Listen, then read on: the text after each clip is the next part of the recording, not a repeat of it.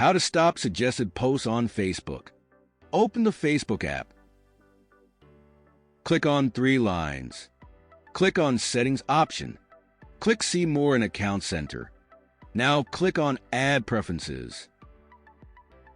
Here click on Manage Info.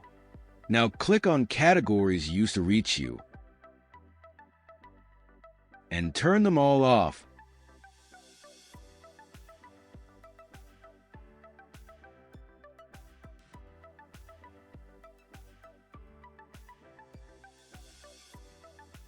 Go back.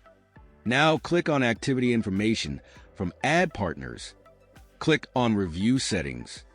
Now here. No, I don't make my ads more relevant by using this information. Turn it on. Go back. Click on Meta Ads. And turn this option to Not Allowed. So all the suggestions will turn off by doing these steps.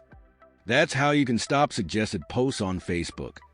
That's all from today. If you really enjoyed this video, don't forget to hit that subscribe button and ring the notification bell so you never miss an update.